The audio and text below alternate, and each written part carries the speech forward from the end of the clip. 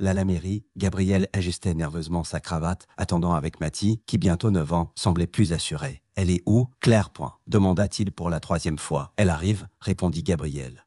« Elle ne nous a jamais laissé tomber, pas vrai ?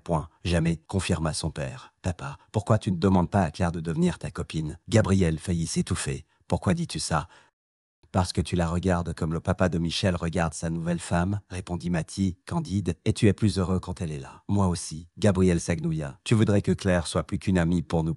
Évidemment, s'exclama Mathie. « Elle fait déjà partie de la famille, vous ne l'avez juste pas encore compris. » Un rire interrompit leur échange. Claire arriva, élégante en tailleur crème, des plans sous le bras, amusée. « Quoi, ce con est censé comprendre ?» demanda-t-elle, haussant un sourcil. Mathis ouvrit la bouche, et Gabrielle l'arrêta doucement. « Qu'il est temps d'entrer ?» improvisa, dit-il, faisant un clin d'œil à son fils. La présentation allait commencer.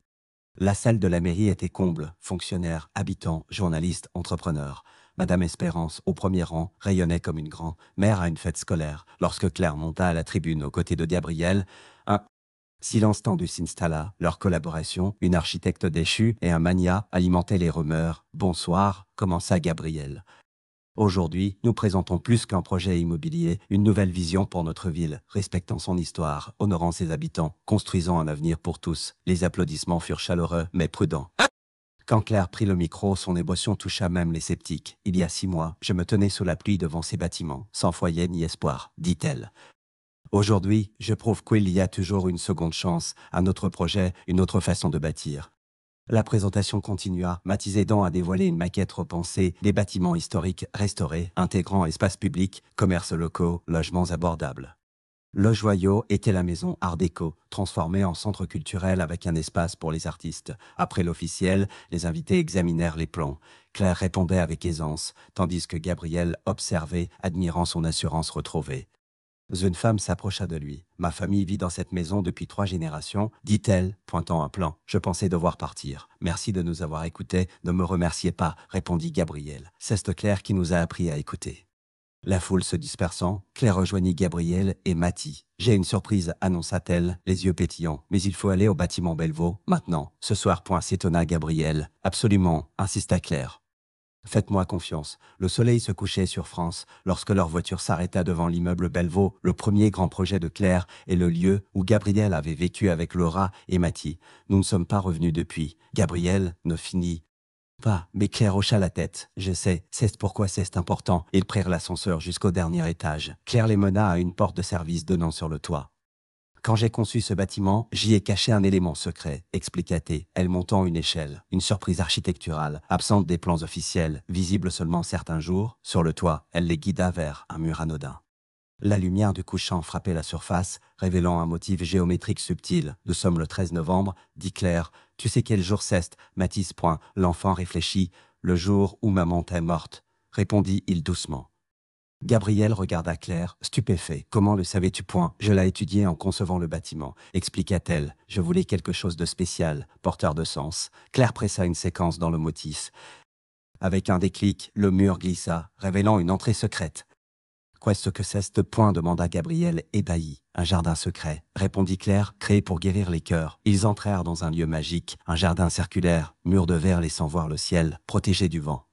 Des plantes et fleurs prospéraient, certaines grimpant les parois. Au centre, une fontaine murmurée, baignée d'une lumière dorée. « C'est magnifique, » murmura Gabrielle. « Comment avons-nous ignoré ce citoyen ?» Je me suis inspiré de mon frère, expliqua Claire, tandis que Mathis explorait, émerveillé. Pendant sa maladie, il rêvait d'un jardin. Sur le toit, proche du ciel, en sécurité, l'entrée ne s'ouvre d'un angle précis du soleil, quelques jours par an. « Et tu savais que c'était aujourd'hui ?» demanda Gabrielle. Je l'ai calculé en dessinant le bâtiment. Mathie les appela près de la fontaine, où une niche contenait une boîte hermétique en verre. À l'intérieur, une lettre calligraphiée portait le nom de Gabrielle. « C'est l'écriture de Laura, » dit-il, la voix tremblante. « C'est elle qui l'a trouvée, » expliqua Claire. « Quand je lui ai montré le bâtiment fini, je lui ai parlé du secret. Passionnée d'architecture, elle voulait le découvrir seule. Laura m'a promis. De non rien dire tant qu'elle ne l'aurait pas trouvé. » Gabrielle ouvrit la boîte, lut en silence, des larmes coulant sur ses joues. « Elle savait qu'elle était malade, » dit-il, brisé. « Elle ne m'a rien dit pour ne pas m'inquiéter.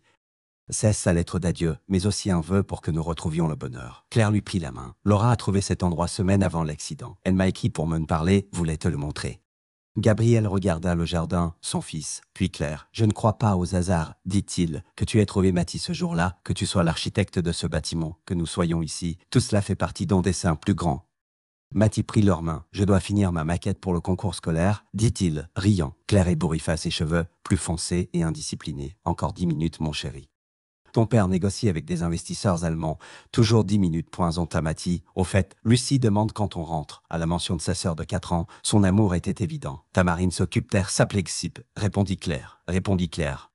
Madame Espérance lui a promis des biscuits et des comptes, on a du temps. Gabriel passa un bras autour de Claire. Tout est prêt. Le fonds d'architecte de demain est financé pour 5 ans. Plus de bourses pour les étudiants défavorisés.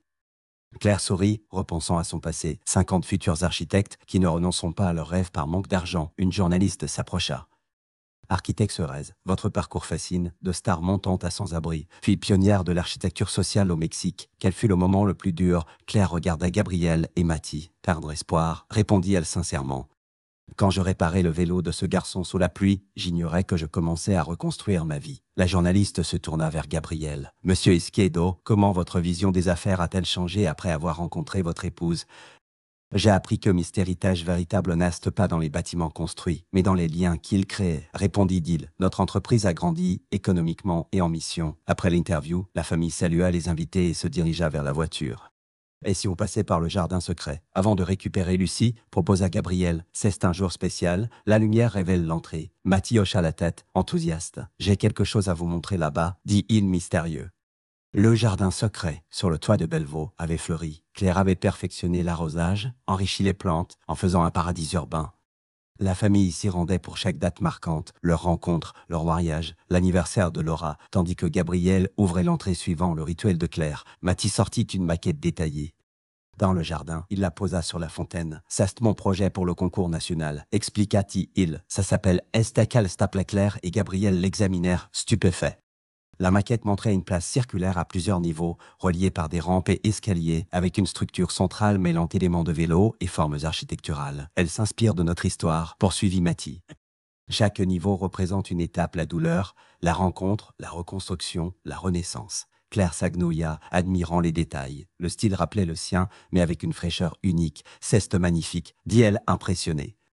Tu as un talent naturel, ajouta Gabriel, posant une main sur l'épaule de son fils. Laura serait fière. Mathis sourit, mêlant tristesse et gratitude. J'ai tes souvenirs d'elle, papa, et Claire, qui m'a appris à voir la beauté dans les ruines. Claire serra l'adolescent contre elle, repensant au petit garçon aux genoux écorchés. Quand je t'ai trouvé avec ton vélo cassé, je n'imaginais pas que tu dessinerais des places inspirées de ce moment. Tout s'explique, répondit Mathis, sage.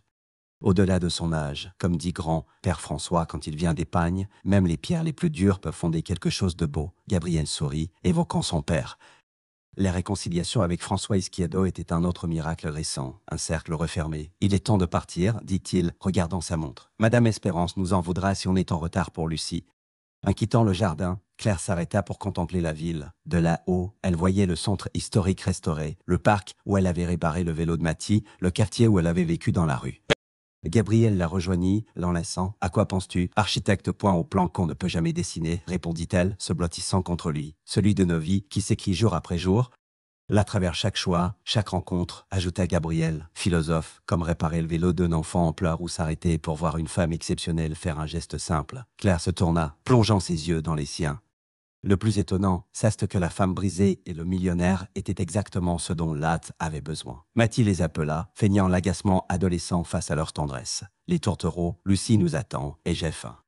Gabriel et Claire rirent main dans la main, suivant Mathis. En sortant, un garçon à vélo les frôla, manquant de tomber dans un virage. Claire avança, prête à aider, mais l'enfant retrouva l'équilibre et continua. Certaines choses ne changent pas, sourit Gabriel. Heureusement, répondit Claire. Il y aura toujours des vélos à réparer, des bâtiments à restaurer, des cœurs à guérir. Tandis que la famille Izquierdo, Suarez s'éloignait dans les rues de la ville qu'il avait transformée. Le soleil couchant projetait leurs ombres sur l'asphalte, 3 silhouettes, autrefois brisées, aujourd'hui unies dans un projet parfait qu'aucun architecte, même le plus brillant, n'aurait pu concevoir.